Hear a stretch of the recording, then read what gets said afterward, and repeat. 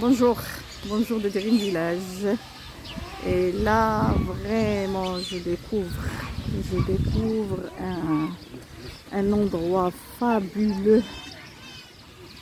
Beaucoup de nature, beaucoup d'animaux. On est vraiment bien gâtés ici. Je vais vous montrer un petit peu les animaux. Quelques animaux, vous allez voir. Je vous montre un petit peu ce monde. C'est un monde très beau. C'est un monde où on peut méditer facilement. Et là, le hasard a fait que je suis en train de lire un livre sur la méditation. C'est un livre qui s'appelle L'art. Malheureusement, je ne peux pas vous montrer le titre. Il se voit à l'envers. L'art de la méditation. Vraiment de quoi s'éclater si on veut méditer ici. Je viens d'apprendre qu'on peut loger ici, il y a un village ou plusieurs villages, ils sont en train de le rénover, où on peut passer des nuits, où on peut s'éclater au niveau de toute technique de méditation, de relaxation. Je suis arrivée à un endroit où il y a des tigres, je vais vous montrer ici. Le tigre, regardez, vraiment, on s'oublie. Vraiment, on s'oublie. Donc, ce livre, on peut facilement le lire. Et ce qui m'a vraiment impressionné, c'est la source, un passage que je vais partager avec vous et qui s'intitule La source d'inspiration.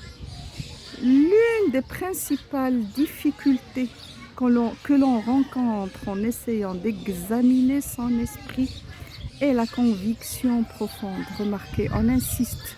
L'auteur qui s'appelle Mathieu Ricard insiste sur la conviction qu'il appelle la conviction profonde et souvent inconsciente que l'on est comme on est et que l'on n'y peut rien changer.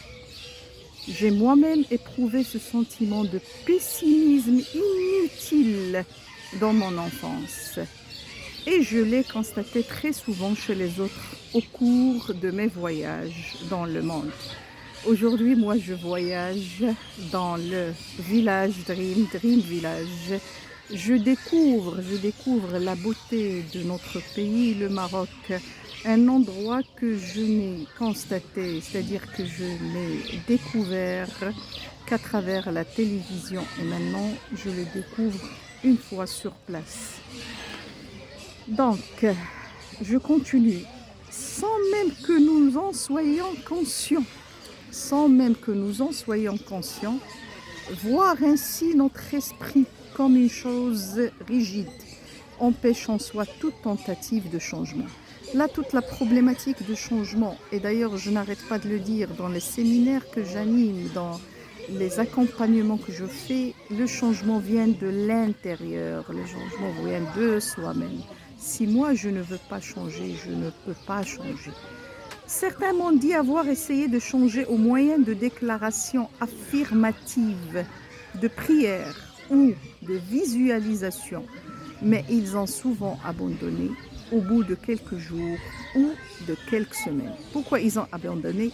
Car, d'après l'auteur, je le rappelle, Mathieu Ricard, et le livre, je le rappelle, L'art de la méditation, car il ne voyait pas de résultat immédiat. Là, on a toute la problématique de la persévérance. Lorsqu'on veut changer, il faut du temps, il faut persévérer. Il ne faut pas essayer d'avoir un résultat rapide. Lorsque les méthodes restent sans effet, ils rejettent toute idée de transformer leur esprit. Néanmoins, au cours de mes conversations avec des savants de tout pays, j'ai été frappée par une chose. Presque toute la communauté scientifique s'accorde à penser que le cerveau est structuré de telle sorte qu'il est possible d'effectuer de véritables changements dans notre expérience de tous les jours. Là, vous avez toute la relation entre la programmation de notre cerveau ou dans notre cerveau et notre volonté de changer. Je continue ma visite par la suite et je vais vous faire découvrir dans une autre capsule, un autre passage de ce livre. Un petit livre qui est impressionnant. Et je vous dis à plus vite.